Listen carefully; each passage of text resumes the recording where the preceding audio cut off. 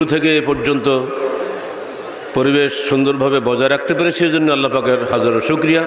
এবং তিনি যে আমাদেরকে আসমানি বালা থেকে বিপদ রেখেছেন, মানে বিপদ মুক্ত রেখেছেন, এজন্য আবারও বলুন শুকরিয়া স্বরূপ আলহামদুলিল্লাহ। যদি একটু ঝড় হইতো, বাঙালি একটা থাকবে ইনশাআল্লাহ, চিন্তার কোনো কারণ নাই। আমাদের ইজতেমা এ পর্যন্ত একটা ভণ্ডুল হয়নি, আলহামদুলিল্লাহ। বলবেন না আলহামদুলিল্লাহ, বলবেন না নাকি?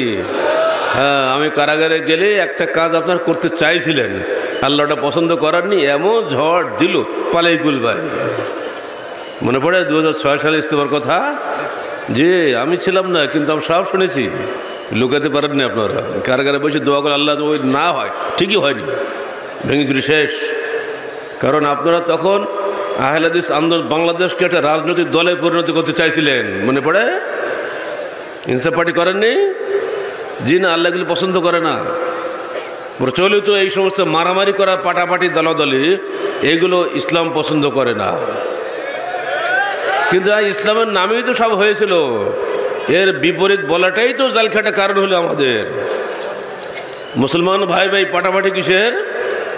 মযহাবের নামে 4 দল, তরিকার নামে 4 দল, ওই চাল ভেঙে 200 দল, রাজনীতির নামে 167টি দল, এর নাম কি মুসলমান?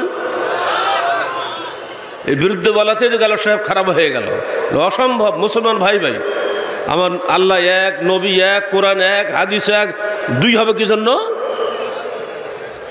এই কথা বলতে গিয়েই আর সহ্য করতে পারেননি তারা ভাবতেন আমরা ইসলামের সোল এজেন্ট বাংলাদেশে। জি না, মুসলমানকে অবশ্যই একটা ভিত্তিমূলে ঐক্যবদ্ধ হতে হবে। আজকে সারা বিশ্বে যেভাবে মুসলমান নির্যাতিত হচ্ছে, এই মৌলিক কারণ কিন্তু আদর্শচ্যুত হওয়া। আদর্শহীন মানুষ কোশ্চেন গেলে দুনিয়া টিকতে পারে না। 36 কেজি ওজনের সাপ দেখলাম সেদিন সিলেটে গিয়ে ইউকো পার্কে, আমার জীবনে এত বড় সাপ দেখিনি। কয় কেজি বলেন? দেখতে মন চাচ্ছে না? চলে যান সিলেটে, দেখে আসেন গিয়ে। 17 ফুট লম্বা। ওরে বাপ রে বাপ!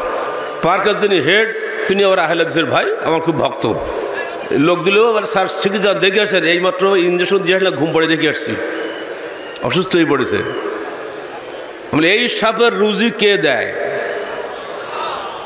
কি করে দেয়? আল্লাহ। ও তো বসে থাকে, খাওয়া তার রুজি তার আল্লাহকে গালের কাছে পৌঁছে দেয়, গালের ধারে গেলে রেহাই নেই, এক কামড়ে শেষ।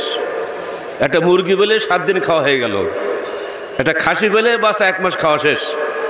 কিন্তু চুকির বসে থাকে, নড়ে না, কোথাও যায় না। এতেই আল্লাহ তাকে বড় করে 36 কেজি বানাই দিয়েছে। এখনো বাস্তব কদিন তো ঠিক নেই। এদেশের মুসলমানদের অবস্থা হয়েছে, খালি খাবে আর মোটা হবে, কাজ কিছু করবে না। এরা সব মোটা মোটা সাপ হয়ে গেছে। এক একটা ভুড়ি কি উচুলকে, 1 হাত দূরে চুলকে ওরা এত খাওয়া খাইছে। জি না, এসব চলবে না। মুসলমান তাওহীদ ও সুন্নতের জন্য জীবন দেবে। মানুষের মতবাদ নয়, আল্লাহর দিন চাই। মানুষের পূজা মুসলমান করে, মুসলমান আল্লাহর পূজা করে। কোথায় আল্লাহ কোথায় রসুল থাকলে পড়ে আমি আমার নিয়ে ব্যস্ত, এটা চলবে না। মুসলমানকে অবশ্যই সব দিক থেকে মুখ ফিরিয়ে আল্লাহর কাছে ফিরে আসতে হবে। আর আল্লাহর কি দেখা যায়? কি ফিরবেন? তার প্রেরিত কিতাব আছে না, কোরআন আছে, হাদিস আছে, ওখানে ফিরতে হবে। এর বাইরে যাওয়া চলবে না। এই বিষয়ে আল্লাহ পাকের বাণী শোনেন, কানান নাসু উম্মাতান ওয়াহিদা। শুনে রাখো হে মানুষ, তোমরা সবাই এক দলভুক্ত ছিলে। ফাবাসাল্লাহু নাবিয়্যিনা মুবাশশিরিন ওয়া মুনযিরিন। অতঃপর আল্লাহ পাক নবীদের প্রেরণ করলেন জান্নাতের সুসংবাদ দাতা হিসাবে, জাহান্নামের ভয় প্রদর্শনকারী হিসাবে। ওয়া আনজালা মাআহুমুল কিতাবা বিল হক। অতঃপর তাদের কাছে সত্য সহকারে কিতাব প্রেরণ করলেন। কেন? লিয়াহকুমা বাইনান নাসি ফীমা ইখতালাফু ফীহি, যাতে মানুষ তার নিজেদের মধ্যে বিবাদীয় বিষয়গুলো ওই কিতাব অনুযায়ী ফয়সালা করে, নিজের রায় অনুযায়ী নয়, পার্লামেন্টের রায় অনুযায়ী নয়, জাতিসংঘের রায় অনুযায়ী নয়, আল্লাহর প্রেরিত কিতাব অনুযায়ী ফয়সালা হতে হবে। এই সিদ্ধান্ত কার? আল্লাহর, যিনি আমার সৃষ্টি করেছেন। ওমাখতালাফা ফীহি ইল্লাল্লাযীনা উতুহু মিন বা'দি মা জাআতুহুমুল বায়্যিনাতু বাগিয়ান বাইনাহুম। আল্লাহ পাক বলছেন, এগুলো নাজিল করার সত্ত্বেও একদল লোক এই আমার প্রেরিত কিতাবে ইখতিলাফ করেছে, মতভেদ করেছে। কেন? বাগিয়াম বাইনহুম, হঠকারিতা করে। হঠকারী মানুষেরাই সব নষ্টের মূল। সারা পৃথিবীতে অশান্তির মূলে এই লোকরাই। অহংকার, হঠকারিতা ফেরাউনকে ধ্বংস করেছে, নমরুদকে ধ্বংস করেছে। এ যুগের নেতাদেরকে একই অবস্থায়, একই রোগে পেয়ে বসছে। ফাহাদাল্লাহুল্লাযীনা আমানু, আল্লাহ সুপথ প্রদর্শন করেছেন তাদেরকে যারা ঈমান এনেছে। লিমাখতালাফু ফীহি মিনাল হাক্কি বিইজনিহি, আল্লাহর অনুমতিক্রমে আল্লাহ প্রেরিত হক অনুযায়ী তারা তাদের বিবাদীয় বিষয়ে ফয়সালা করেছে। শুধুমাত্র তাদেরকে আল্লাহ পাক হেদায়েত দান করেছেন, সুপথ প্রদর্শন করেছেন। আল্লাহু ইয়াহদি মান ইয়াশাউ ইলা সিরাতিন মুস্তাকিম, আর আল্লাহ যাকে ইচ্ছা তাকেই সরল পথ প্রদর্শন করেন। এটা একটা মৌলিক আয়াত। যারা কথায় কথায় ঐক্যের বুলি ওড়ান তাদের জন্য আয়াতটা শুনিয়ে দিচ্ছি ভালো করে।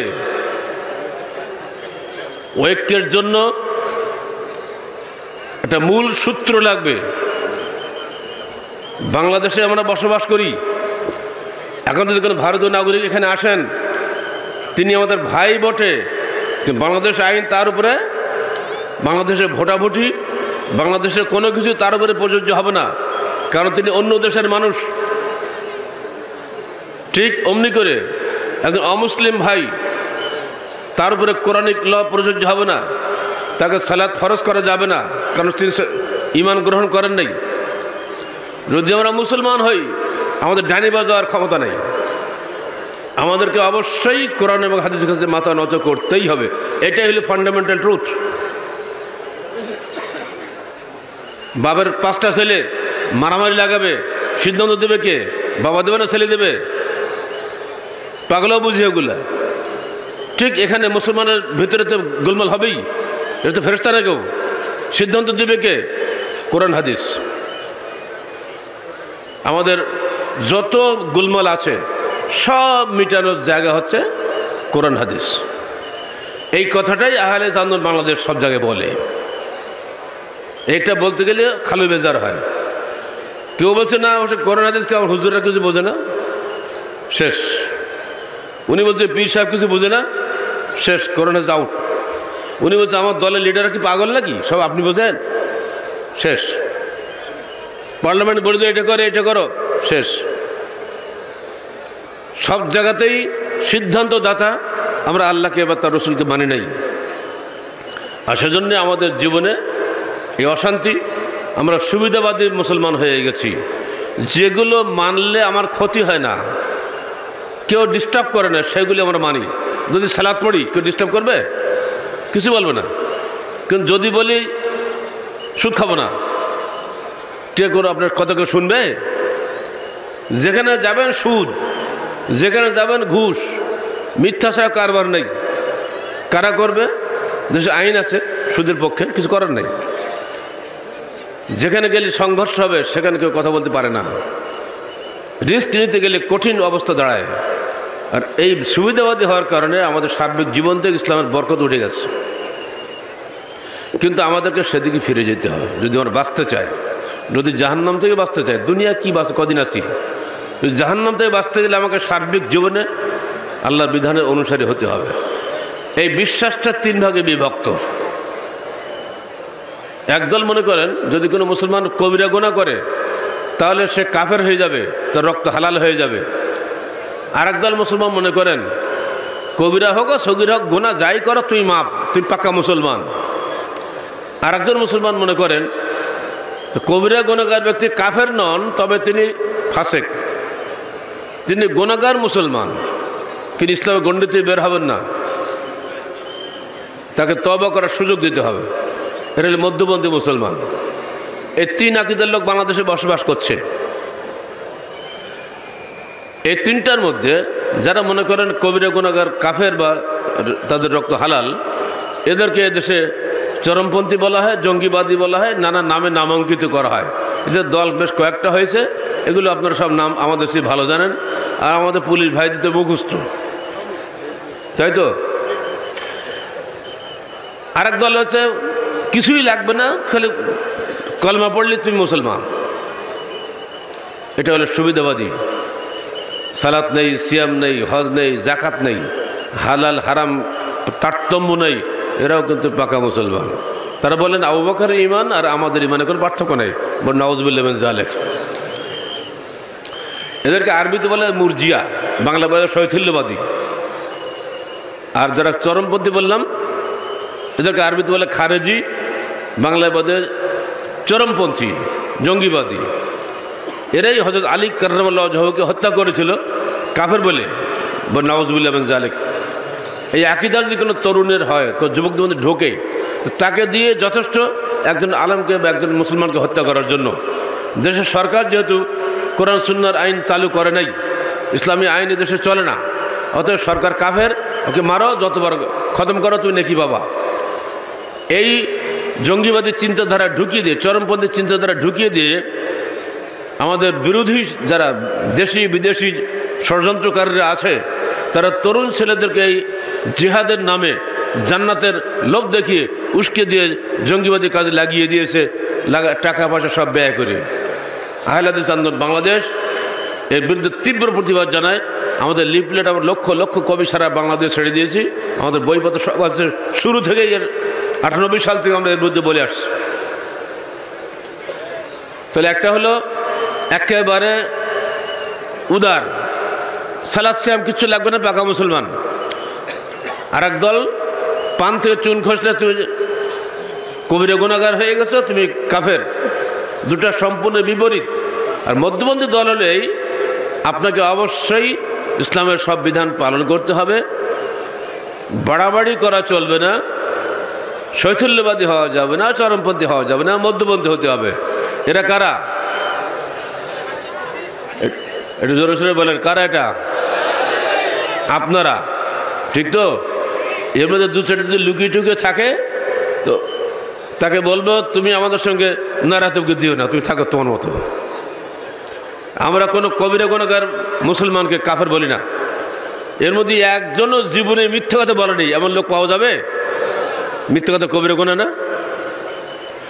যাই হোক, সংক্ষেপে বলছি, আহলে হাদিসের আকীদা হলো এই, আমরা মধ্যপন্থী, আমরা কবিরা গুনাহগার ভাইদেরকে কাফের বলি না। এই আকীদার মাধ্যমে মুসলিম উম্মাকে ঐক্যবদ্ধ করা সহজ। আমি যদি আপনাকে কাফের বলে সরিয়ে দিই, জীবনে আপনার সঙ্গে আমার ঐক্য হবে না।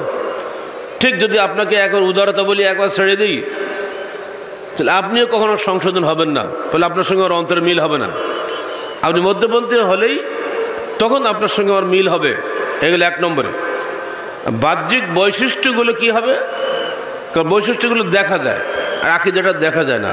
এটা হলো আকীদার কথা বললাম। বৈশিষ্ট্যগুলোর মধ্যে প্রথমে হবে যে তারা হবে সংস্কারক। আপনারা জানেন আল্লাহ রাসূলের একটা হাদিস সবার উপরে মুখস্থ আছে, ইফতিরাক উম্মার উপরে। আব্দুল্লাহ ইবনে আমর ইবনে আস বলছেন, একদিন আল্লাহ রাসূল আমাদেরকে বললেন, দেখো আল্লাহ ইয়াতিয়ান্না আলা উম্মতি কামা ইয়াতি আলা বনি ইসরাঈল, আমার উম্মতের উপরে ওই সময় ওই রকম অবস্থা আসবে যেমন বনি ইসরাঈলের উপরে এসেছিল।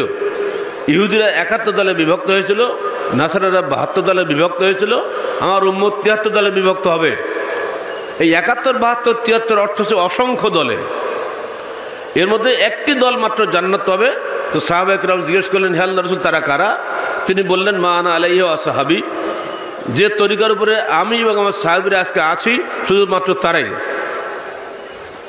এই বৈশিষ্ট্যের অনুসারী হতে পারলে আশা করা যায় তিনি মুক্তিপ্রাপ্ত দলে অন্তর্ভুক্ত হবেন। সবাইয়ের সঙ্গে ঐক্য করতে গেলে আমাকে 73 ফেরকার সঙ্গে ঐক্য করতে হবে। 72 ফেরকা জাহান্নামী, 1 ফেরকা জান্নাতি। আমাকে জান্নাতি খুঁজে তাদের সঙ্গে ঐক্যবদ্ধ হতে হবে, জাহান্নামীদের সঙ্গে ঐক্যবদ্ধ হওয়ার কোনো প্রয়োজন নাই। কথা বুঝতে পারছেন? এখন যাদের মধ্যে জাহান্নামী বৈশিষ্ট্য আছে আমি তাকে ভাই বলতে রাজি নই। যাদের মধ্যে জান্নাতি বৈশিষ্ট্য আছে সে আমার অন্তরের ভাই।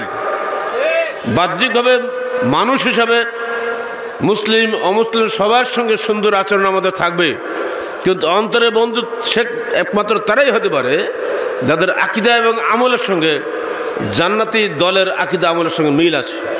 কথা মনে থাকবে তো? আহলে হাদিস আন্দোলন বাংলাদেশ থেকে ওই সমস্ত লোকগুলোকে খুঁজে খুঁজে বের করছে, কোথায় সেই দিনদার মানুষটা আছে, এসো আমাদের সঙ্গে এক কাতারভুক্ত হও, জামাতবদ্ধ হও। সুদূর হাতিয়া থাকো, আর নিজুম দিকেও থাকো, আর মনপুরে থাকো, আর সিলেটে থাকো, আর চিটাগাং থাকো, আর কক্সবাজারে থাকো, আর বান্দরবানের পাহাড়ের মাথায় থাকো, যেখানে তুমি থাকো তুমি ওর ভাই। কি সাগরকুলের মানুষেরা দক্ষিণবঙ্গের বরিশালের বরগুনার মানুষরা গিয়ে রাজি আছেন? আলহামদুলিল্লাহ, আপনাদের সাড়া পেয়ে খুশি হলাম। আমরা আকিদার বন্ধু চাই, আমলের বন্ধু চাই, টাকা পয়সার বন্ধু আমার দরকার নেই। আমার নবীর টাকা পয়সা ছিল না, তিনি দোয়া করতেন আল্লাহুম্মা আহইনি মিসকিনান ওয়া আমিতনি মিসকিনান ওয়ানসুরনি ফি জামারাতিল মাসাকিন। হে আল্লাহ, তুমি আমাকে মিসকিন হালে বাঁচিয়ে রাখো, মিসকিন হালে মৃত্যু দাও, এবং কিয়ামতের দিন মিসকিনদের সাথে আমাকে পুনরুত্থান ঘটাও। আমরা মিসকিন হালে দুনিয়া বাস করতে চাই, কিন্তু দিনদার মানুষ খুঁজে বের করছি সব জায়গাতে। সমস্ত দিনদার মানুষের ঐক্যবদ্ধ প্রচেষ্টার মাধ্যমে ইনশাআল্লাহ সমাজ পরিশুদ্ধ হবে, সমাজ সুন্দর সমাজে পরিণত হবে। বাতিলপন্থী সন্ত্রাসীদের দিয়ে কোশ্চেন গেল সুন্দর সমাজ গড়ে উঠতে পারে না। তিলকা দারুল আখিরাতু নাজআলুহা লিল্লাযিনা লা ইউরিদুনা উলুফান ফিল আরদি ওয়ালা ফাসাদা ওয়াল আকিবাতু লিত তাকওয়া। আল্লাহ পাক বলছেন, জান্নাতের গৃহ আমি নির্মাণ করেছি তাদের জন্য যারা দুনিয়াতে বড়ত্ব এবং ফাসাদ কামনা করে না। শুভ পরিণাম শুধুমাত্র মুত্তাকিদের জন্য। ভাঙচুর করে, গাড়ি ভেঙে, হরতাল করে, মানুষ হত্যা করে কোশ্চেন করলে মানুষ সমাজে শান্তি প্রতিষ্ঠা করা যায় না। কোরআন এটা বলেনি, ইসলাম এটা বলেনি। আহলে হাদিস যুব সংঘ, আহলে হাদিস আন্দোলন বাংলাদেশ কোনো রেকর্ড নেই তারা কোনো গাড়ি ভেঙেছে। 3 বছর 6 মাস 6 দিন কারাগারে ছিলাম, থাকি আমি সবার ওপেন রাস্তার সামনে, হাইওয়ের পাশে। কোনোদিন আমাদের যুব সংঘের ছেলেরা আমার জন্য, আমার মুক্তির দাবিতে একটা গাড়িও ইট মারেনি, একটা পাটকেলও ছোড়ে নাই। পুলিশের রেকর্ড থাকতে হবে। এই 3.5 বছরের মধ্যে যুব সংঘের ছেলেরা কেন মিছিল করে নাই? কারণ তাদের প্রতি নির্দেশ রয়েছে, খবরদার, মানুষের ক্ষতি করে আল্লাহর রহমত পাওয়া যায় না। বলো, আল্লাহর রহমত আসেনি আমাদের উপরে? চাক্ষুষ দেখার পরও যদি কার চোখে আঙুল দিয়ে দেখিয়ে দিতে হয়, ওই কানাগুলো কানাই থাকো, তার চোখ খোলার দরকার নেই। আহলে হাদিস আন্দোলন বাংলাদেশ পরীক্ষিত একটি সংগঠন, পোড় খাওয়া সংগঠন। যত রকম অভিজ্ঞতা আল্লাহ পাক চান তিনি আমাদের পরীক্ষা নিয়েছেন। আলহামদুলিল্লাহ, আল্লাহ পাক আমাদের পরীক্ষায় বিজয়ী করেছেন, পরাজিত করেন নাই। আমি চাইব আপনারা সবাই পরীক্ষায় বিজয়ী হওয়ার জন্য আল্লাহর কাছে প্রার্থনা করুন। আল্লাহ পাক যাকে, হাদিসের ভাষা বলছি, ইন্নাল্লাহ ইজা আহাব্বা আহাদান ইউসেব মিনহু। আল্লাহ পাক যাকে ভালোবাসেন তাকে মুসিবতে ফেলেন, মুসিবতে পড়লে যেন পালাবেন না। আহলে হাদিস হয়েছে, মানুষ মারছে, আগুন দিয়ে পোড়াচ্ছে, ভোলার মসজিদ আগুন দেওয়া দেখেন না ভিডিওতে? সেই মসজিদ পোড়া ছেলেটি আজকে এখানে হাজির হয়েছে আমাদের এখানে, আলহামদুলিল্লাহ বলেন। একা আসেনি, আরো বহু লোককে সাথে করে নিয়ে আসছে। ইনশাল্লাহ সেখানে পুরাটাই একদিন ওই এলাকায় আহলে হাদিসের জয়গান উঠবে, কেউ ঠেকাতে পারবে না ইনশাআল্লাহ। বাতিল গায়ের জোরে কিছুদিন হইচই করে, তারপরে একসময় পরাজিত হয়। আহলে হাদিস আন্দোলন বাংলাদেশ, আমরা এক কথা বলে দিছি, আকীদা মজবুত করো, আচরণ নরম রাখো। আচরণ কখনো উদ্ধত হবে না তোমার, যতই উস্কানি দেখ, আচরণ কখনো আমাদের উদ্ধত হবে না। আমরা চাই দেশে শান্তি। সরকারে কে আসলো কে গেল আমার দেখার বিষয় নয়। সরকারের লোক যদি মুসলমান হয় তাদেরও জান্নাত জাহান্নাম নেই, তাদের দায়িত্ব কি আমাদের সাথে বেশি নয়? তারা যদি ইসলাম বিরোধী আমল করে, কাজ করে, তাহলে তাদের শাস্তি কি বেশি হবে না? আমারও অত কোন দায় বেড়ে গেছে সরকারে যাওয়ার জন্য, ওকে হটাও আমাকে বসাও, এর নাম কি রাজনীতিটা? কি এইগুলোর মধ্যে আমরা নাই। আমরা চাই যদি সরকার ইসলাম বিরোধী কাজ করে, আমরা সরকারকে উপদেশ দেব, পরামর্শ দেব, কিন্তু হটাবো না। কথা মনে থাকবে? আহলে হাদিস আন্দোলন বাংলাদেশ চিরদিন এই নীতির উপর আছিল, আগেও ছিল, এখনও আছে, আগেও তো ইনশাল্লাহ থেকে যাবে। কারণ আমাদের উদ্দেশ্য মানুষকে সংশোধন করা। আমরা সংস্কারক আন্দোলন করি, সংস্কার ধর্মী আন্দোলন আমাদের। এখানে আমাদের বৈশিষ্ট্যগুলি একটা একটা বলছি, মনে রাখবেন। প্রথম বৈশিষ্ট্য হলো এই, আমরা সংস্কারক হব। যদি কেউ সত্যিকার অর্থে ফেরকা নাজিয়ার অন্তর্ভুক্ত হতে চান, তাকে সর্বাগ্রে সংস্কারক হতে হবে। সামনে দিয়ে দুনিয়ার পাপ করে গেল, আপনি কিছুই বলবেন না, চোখ বুলে হেঁটে যাবেন, এটা চলবে না। একজন লোক সমানে একজন লোককে পিটাচ্ছে অন্যায়ভাবে, মানে বলবেন না এই বাবা মারিস না, এটা বলবেন না? এখন এমন এক যুগ পড়েছে, মেরে ফেললেও বল না তুমি মারিস না। এটার নাম কখনো ফেরকা নাজিয়া নয়। শত শত লোকের মধ্যে একটা মেয়েকে পিটাচ্ছে, মেয়েটা বাঁচাও বাঁচাও বলছে, সবাই ভিডিও করছে, ছবি তুলছে। ঠিক ওই ভিডিওওয়ালাদেরকে পড়েননি পত্রিকায়? এটার নাম মুসলমান নয়। সংস্কারক হতে প্রতি পদে পদে আপনার ছেলে অন্যায় করছে, বাপ কথা বলবেন না? কিসের বাপ আপনি? আপনি কারো বাপ না? মুরব্বী যাচ্ছেন রাস্তায় হেঁটে, একটা ছেলে দুই ছেলে ঝগড়া মারামারি করতেছে, এই বাবা এই কাজ করিস না, এটা বলবেন না? মুসা আলাইহিস সালাম ঝগড়া থামাতে গিয়ে একটাকে ঘুষি মেরে ফেলে দিয়েছিল না? মনে আছে ইতিহাস? মুসলমান সবসময় সংস্কারক হবে, মুসলমানের সামনে কোনো অন্যায় হবে না। পুলিশের কি কাজ আছে না সব মানুষের বাড়ি বাড়ি ঘুরে বেড়ানো? প্রত্যেকটা মানুষের বুঝে একটাকে পুলিশ দিতে হবে, তাহলে কি সম্ভব? মুসলমান একাই নিজেই একটা পুলিশ, সে কোনো অন্যায় বরদাস্ত করে না। বিড়ি খাওয়া, সিগারেট খাওয়া কিছু বলা হবে না। আমারটাকে আমি খাই, তোমার কি? জি না, এক থাপ্পড়তে ফেলে দিই, বেটা বিড়ি ফেলে আগে, এর নাম মুসলমান। রাস্তাতে সকালে হাঁটতে এক মেয়ে যাচ্ছে, মাথা কামড়, এই মেয়ে মাথা কামড় দাও, মেয়ে থক ছেড়ে দেবে, বাপ রে বাপ। এবার তুই যার মেয়ে হ, তুই তো আমার মেয়ে, আমার নাতি তো হবি, কাপড় মাথা দিয়ে আগে, তারপর দেওয়ার পরে তো ছেড়ে দিয়েছে ওকে, এর নাম মুসলমান। গাড়ি যাচ্ছে, গাড়ির মাথায় বিরাট আল্লাহ লেখা, দেয় বেটা থমো তো, গাড়ি রাখো, মাথা আল্লাহ কেন? ও থতমতো বুঝে নেই, ও মনে করছে বড় নেকির কাজ হয়ে গেছে। তো ওই গাড়ি অ্যাক্সিডেন্ট করলে আল্লাহ তো ভেঙে গেল, তো আল্লাহ থাকলে কোথায়? হ্যাঁ বেটা সাথী করতে হবে, আজকে বাড়ি গিয়ে তবা গিয়ে আল্লাহ বসে বলে দিবে, দিয়ে মনে মনে বিসমিল্লাহ বলে শুরু করে দিবে গাড়ি চালানো। স্যার এখন তো ভুল হবে না। এইটুকু কথা বলার জন্য কি আমাকে আবার আলাদা দায়ী নিয়োগ করতে হবে নাকি আমাকে? যে আপনাকে এটি বলার জন্য মাসে 1 লক্ষ টাকা ভাতা দেওয়া হবে? এ কি? মুসলমান যেখানে যাবে সংশোধন হবে। বাড়িতে ভাত দাওয়াত দিয়েছে, গিয়ে দেন বাড়ির মধ্যে একেবারে হাট খোলা, কোনো পর্দা বুঝতে পারলাই নেই। এই কী ব্যাপার, তোমার বাড়িতে মেয়ে লোক দেখা যাচ্ছে কেন? এটা বলতে পারেন? এমনি করে করে আমরা যদি প্রত্যেকের সংস্কারবাদী হই, তাহলে ইনশাল্লাহ আমাদের বাড়িগুলো আল্লাহর রহমতের বাড়ি হবে। শুনে রাখেন, আল্লাহ রসুল ইফতার করলেন একজন সাদ বিন মুআযের বাড়িতে। সাদ বিন মুআয হলেন মদিনার দুটো প্রধান গোত্র, একটা আউস গোত্রের নেতা। ইফতার করার পরে উনি দোয়া পড়লেন, আফতারা ইনদাকুম সাইমুন ওয়া আকালা তাআমুল আবরার ওয়া সাল্লাত আলাইকুম মালায়েকা। কি সৌভাগ্যবান সাদ বিন মুআয! কি দোয়া তিনি করলেন? তোমার বাড়িতে সায়েমরা ইফতার করুন, নেককার মানুষরা তোমার খাদ্য ভক্ষণ করুন, তোমার বাড়িতে ফেরেশতারা রহমত নাজিল করুন। কি সৌভাগ্যবান সাদ বিন মুআয! তিনি এমন একজন ব্যক্তিকে ইফতার করিয়েছেন, বিশ্ব ইতিহাসে তার কোনো তুলনা নাই, যিনি দুনিয়া আখিরাতের নেতা মুহাম্মদ রাসূলুল্লাহ সাল্লাল্লাহু আলাইহি ওয়াসাল্লাম। তার সমস্ত সিয়ামের নেকি সাদ বিন মুআযের আমলনামায় লেখা হয়ে গেল। বলুন আলহামদুলিল্লাহ। আপনাদেরকে মন চায় না নেককার মানুষগুলোকে দাওয়াত দিয়ে ইফতার করাতে? ঠিক অমনি করে আপনার বাড়ির নেককার মানুষ ভক্ষণ করুন আপনার খাদ্য, কোনো বৎকার জন্য আপনার খাদ্য ভক্ষণ না করে, কারণ বৎকার তো দোয়া করবে না। এটা বৎকার যদি মরেও যায়, মা বাকাত আলাইহিস সামাওয়াতু ওয়াল আরদ, আসমান জমিন তার জন্য কাঁদে না। কিন্তু একটা মুসল্লি যদি মারা যায়, আসমান জমিন তার জন্য কাঁদে, হায় আমার মাটির বুকে লোকটা সিজদা করতো, আজকে সিজদা করার লোক থাকলো না। ওয়া সাল্লাতু আলাইহিল মালায়েকা, আল্লাহ আপনার বাড়িতে ফেরেশতা রহমত বর্ষণ করুন। ফেরেশতা যদি দোয়া করে আপনার জন্য, ফেরেশতার দোয়া কি ফেরে না? এইভাবে যদি আমরা আমাদের সমাজটা গড়ে তোলার চেষ্টা করি, ইনশাআল্লাহ সুন্দর সমাজ হবে। আহলে হাদিসের ঘর কোনো ছবি মূর্তি ভরা থাকবে না। ছবি মূর্তি কোশ্চিনকালে কোনো ঘরে রাখবেন না।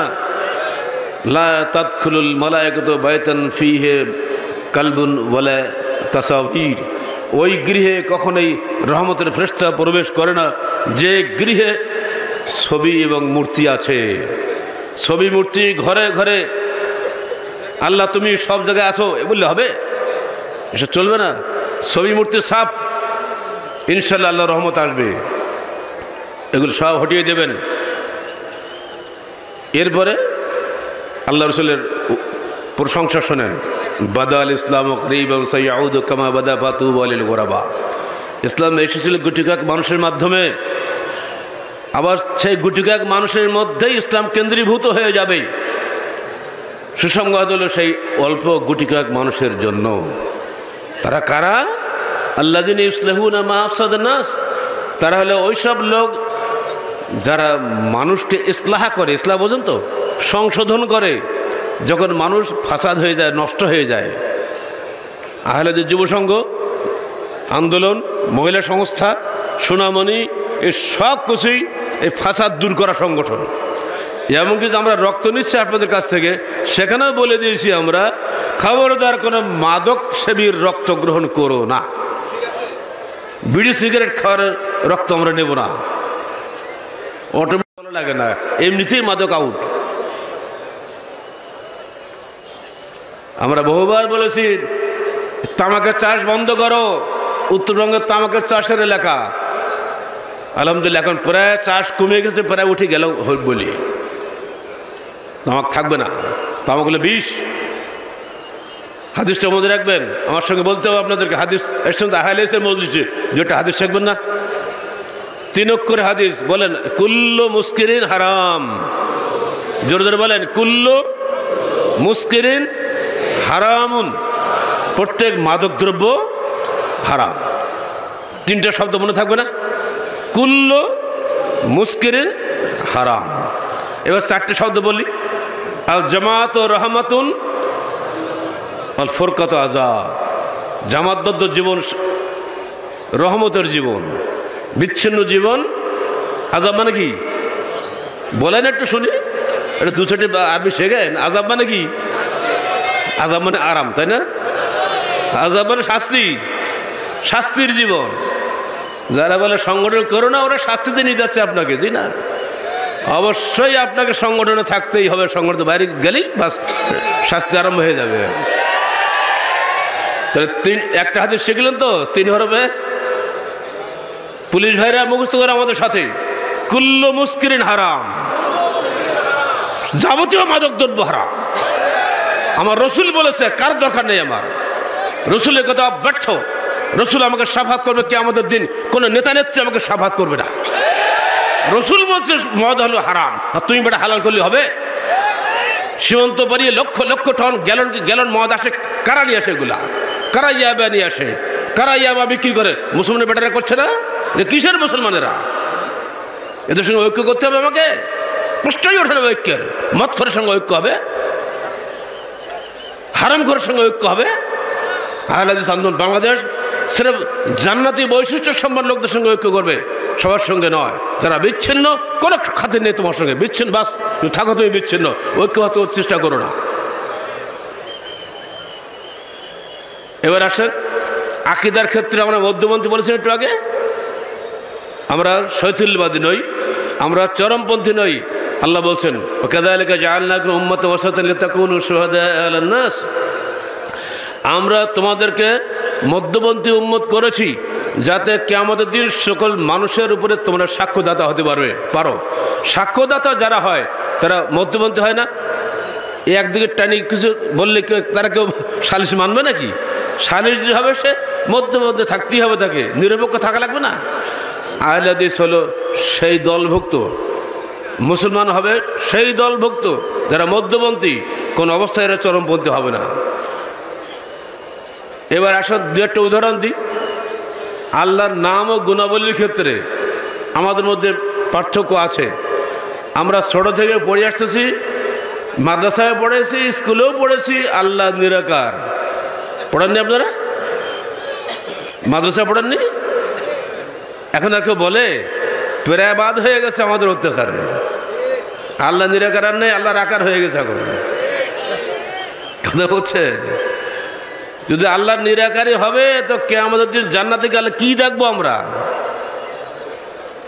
উজুহুন ইয়াওমাইযিন নাযিরা ইলা রাব্বিহা নাযিরা।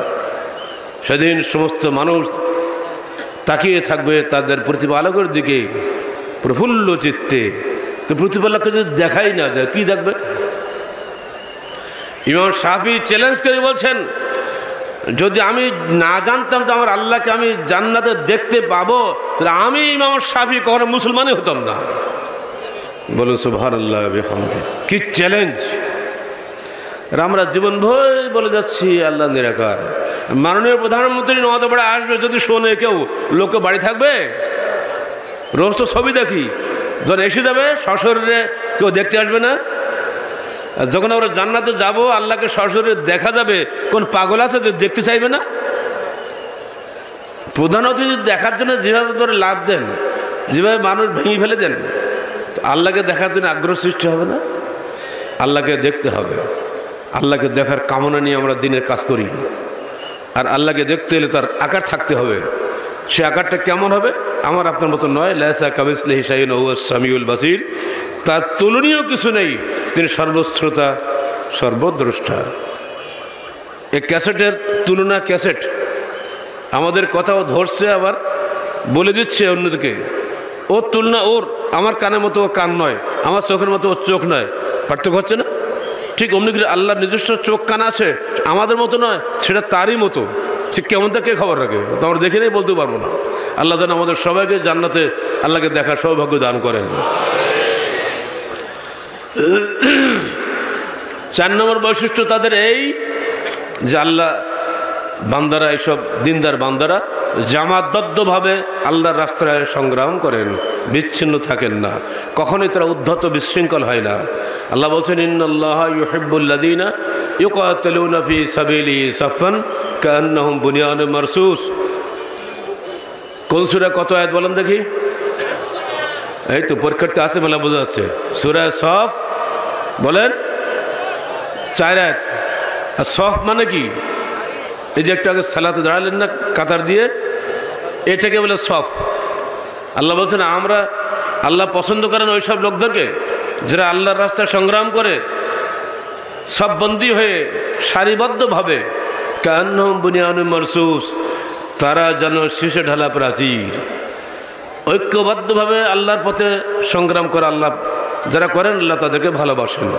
আমরা কি আল্লাহর ভালোবাসা বান্দা হব, নাকি আল্লাহর শত্রু হব? আমাদেরকে ঐক্যবদ্ধভাবে সমাজ সংশোধনের চেষ্টা করে যেতে হবে, বিভক্ত হওয়া চলবে না।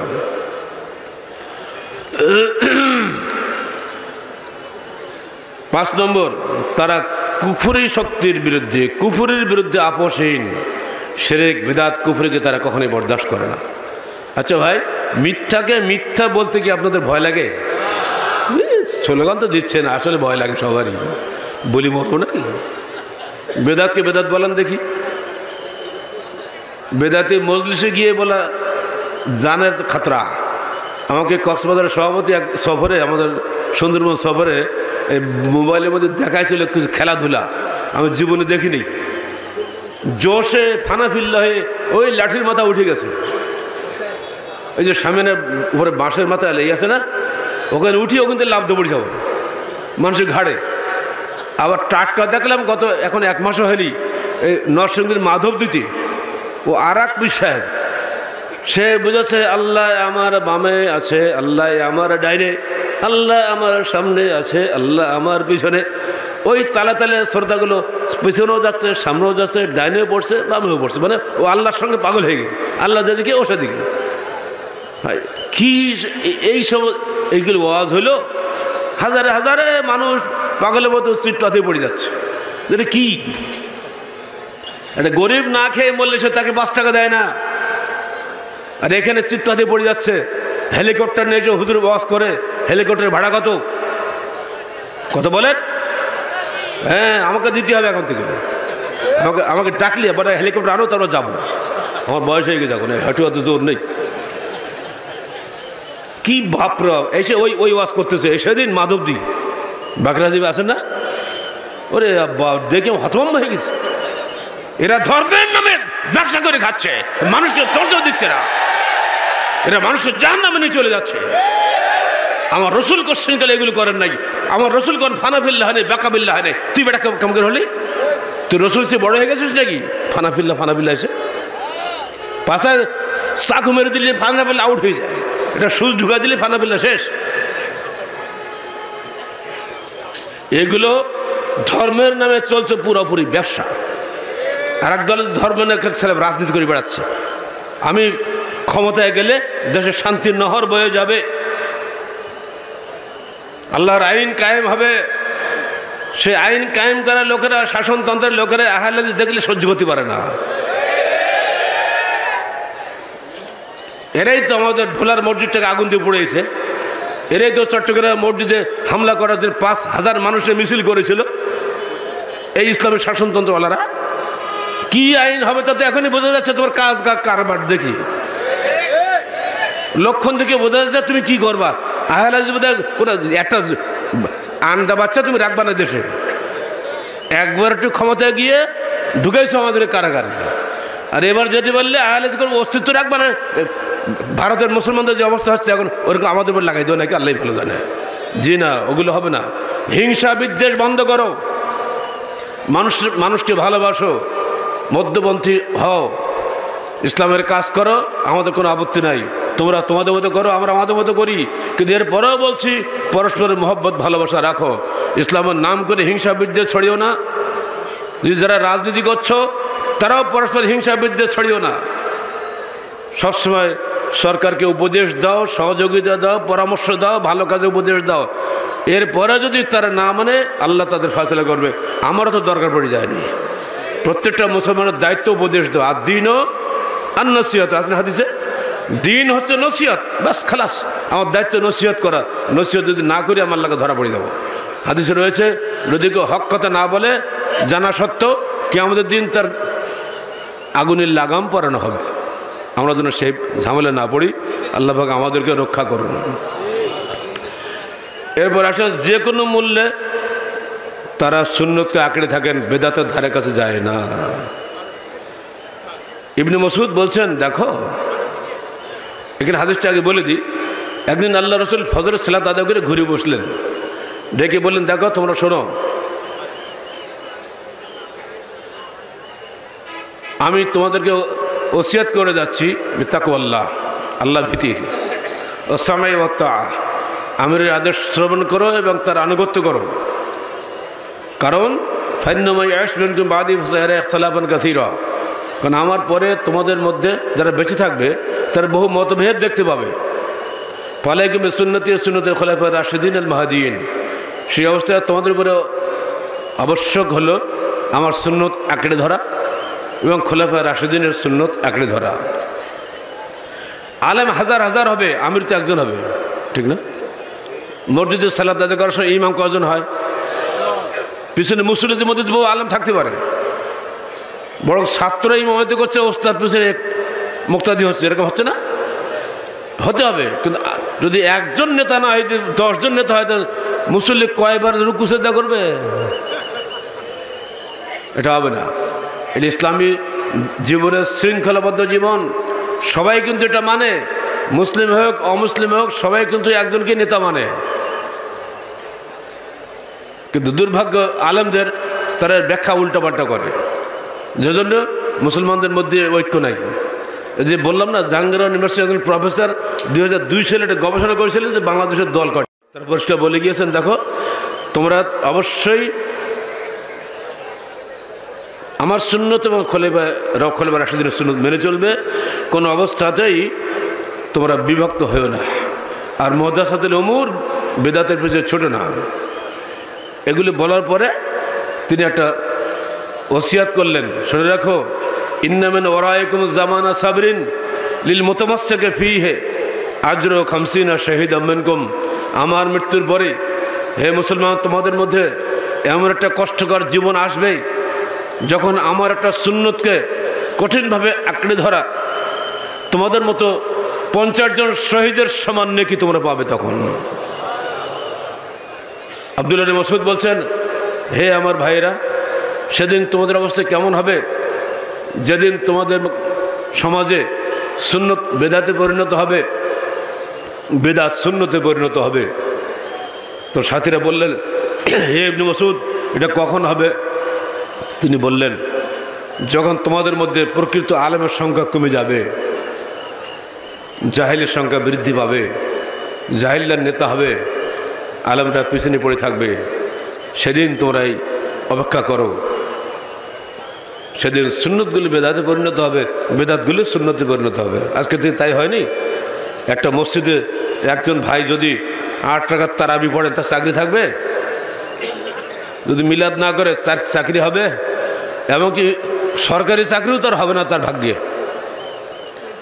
রিলিজিয়াস ইনস্ট্রাক্টর পদে কত লোক চাকরি পায়, যখন তাকে বলা হয় যে আপনাকে মিলাদ করতে হবে, সহবরাত করতে হবে, চুলকানি করতে হবে, চেহলাম করতে হবে, তো কোনো আহলাদের ছেলে যদি চাকরি পায় সে বলে আমার দরকার নেই, চাকরি বাড়ি চলে গেলাম। তাই না? তাহলে ওখানে গিয়েও দেখা যাচ্ছে আমাকে বাধ্য করা হচ্ছে বেদাত করার জন্য, কারণ ওই বেদাতটাই তাদের কাছে সুন্নত হয়ে গেছে। বিপরীত করাটাই হয়েছে এখন বেদাত। মেয়েরা যদি নেকাব পরে, যদি হিজাব পরে, ওটা হয়ে যাচ্ছে বেদাত। তাকে স্কুলে বের করে দেওয়া হচ্ছে, তাকে কলেজ থেকে বের করে দেওয়া হচ্ছে। কোন দোষে বাস করছি, কী অবস্থা ঘটছে এখন? এই কথাটাই বহু আগেই ভবিষ্যৎবাণী করেছিলেন প্রখ্যাত সাহাবী আব্দুল্লাহ ইবনে মাসউদ রাদিয়াল্লাহু আনহু। এই অবস্থা থেকে আমাদেরকে বাঁচতে হবে। যদি আমরা বাঁচার চেষ্টা না করি তাহলে আমরা শেষ হয়ে যাব। এবার বিদায় হজের ভাষণ শোনেন। আবু উমামা বাহিলি বলছেন, আমি আমার রাসূলকে বলতে শুনেছি, দেখো, ইত্তাকুল্লাহ রাব্বাকুম সুমু শাহরাকুম সাল্লু খামসাকুম সুমু শাহরাকুম আদ্দু যাকাত আমওয়ালিকুম আতিউ যা আমরিকুম তাদখুলু জান্নাত রাব্বিকুম রাওয়াহু তিরমিজি।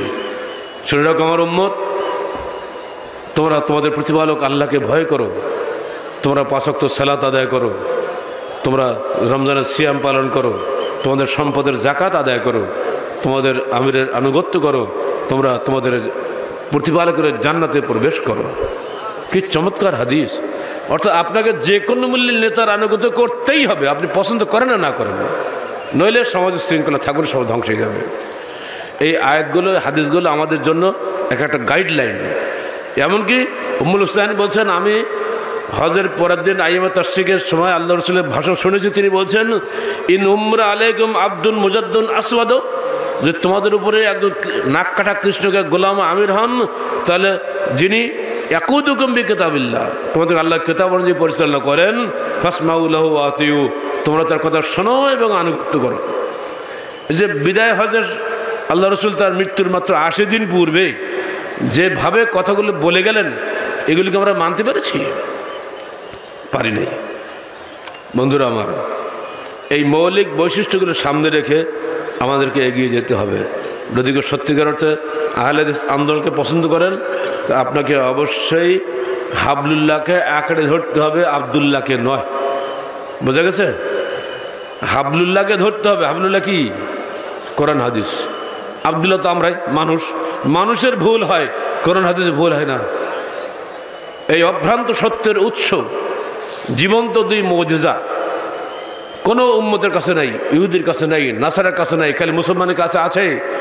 কোরআন কশ্চিনকালে বিনষ্ট হবে না। দুনিয়ার সমস্ত লোক চেষ্টা করলেও কোরআনকে কখনোই কেউ পরিবর্তন করতে পারবে না, ঠিক হাদিসেরও কোনো পরিবর্তন করতে পারবে না। সহিহ সব বাছাই হয়ে গেছে।